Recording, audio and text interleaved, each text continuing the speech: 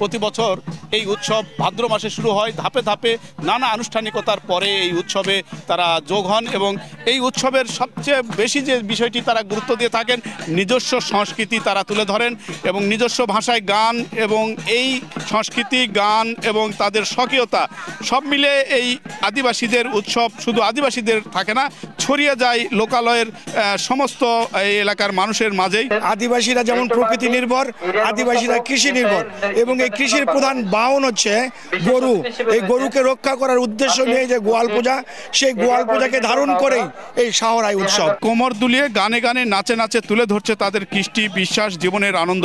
এজন্য পরিশ্রমে ভরা জীবনের একদিনের এক নিঃশ্বাস, একদিনের মুক্তি, একদিনের আনন্দ উৎসব। এই নাচ শুধু এই সুর বিনোদনের নয়, তাদের অস্তিত্বের ভাষা, জীবনের প্রতিধ্বনি। শহরায় কারামের এই উৎসবে স্থানীয় গ্রামে বসেছে গ্রামীণ মেলা, যেখানে চুরি, ফিতা, মিঠাই, মিষ্টান্নর বিপুল সমাহার। স্থানীয় আতিথেয়তার পালা পার্বণে এই মিঠাই মিষ্টান্ন নিয়ে অনেকেই আত্মীয় পরিজনের বাড়ি যাচ্ছেন এবং গ্রামের ভিতরে এই উৎসবকে ঘিরে বিরাজ করছে উৎসবেরই এক আমেজ।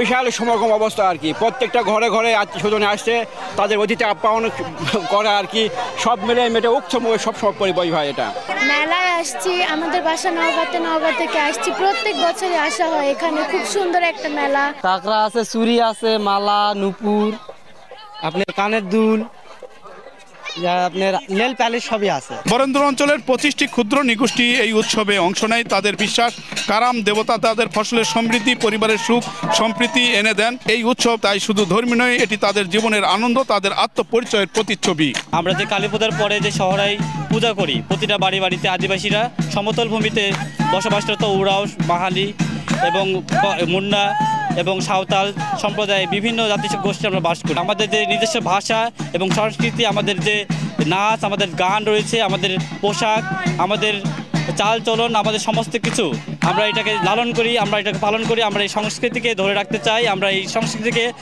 বহির্বিশ্বে আমরা প্রচার করে দিতে চাই। এই সংস্কৃতির মধ্যে থাকে তাদের আবেদন, তাদের ভালোবাসা, সম্প্রীতি এবং আগামী দিনের বেঁচে থাকার প্রেরণার উৎস। সব মিলেই উৎসব ছড়িয়ে যায় এই অঞ্চলের মানুষের মাঝে। নওগাঁর পত্নীতলার বামনপুরি মাঠ থেকে এম আর রকি, সময় সংবাদ।